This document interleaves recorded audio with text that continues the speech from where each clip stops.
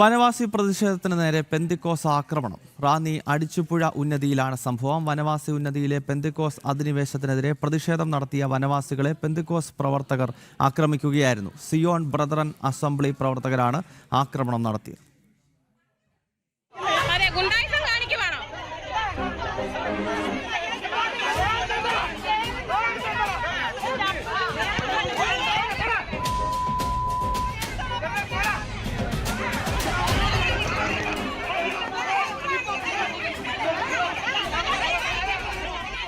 റാന്നി അടിച്ചിപ്പുഴ വനവാസി ഉന്നതിയിൽ കടന്നുകയറാൻ ശ്രമിക്കുന്ന Zion brethren അസംബ്ലിക്കെതിരെയായിരുന്നു വനവാസികളുടെ പ്രതിഷേധം. സമാധാനപരവും ജനാധിപത്യപരവുമായാണ് മലവേടൻ മഹാസഭയുടെ നേതൃത്വത്തിൽ വനവാസികൾ പ്രതിഷേധിച്ചത്. എന്നാൽ പ്രതിഷേധ സമ്മേളനത്തിനിടയിലേക്ക് പെന്തക്കോസ്ത് പ്രവർത്തകർ സംഘടിച്ചെത്തി. പ്രസംഗം തടസ്സപ്പെടുത്തുകയും വനവാസികളെ അസഭ്യം പറയുകയും ചെയ്തു. സ്ത്രീകൾ ഉൾപ്പെടെയുള്ള പെന്തക്കോസ്ത് പ്രവർത്തകർ വനവാസികൾക്ക് നേരെ കയ്യേറ്റവും നടത്തി.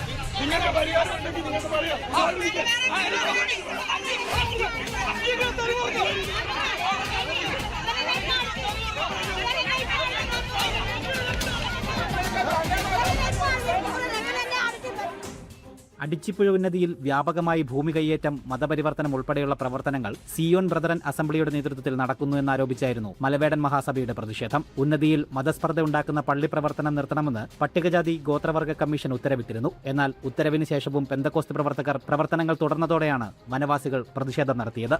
ഗോകുൽ രമേശ്, ജനം, പത്തനംതിട്ട.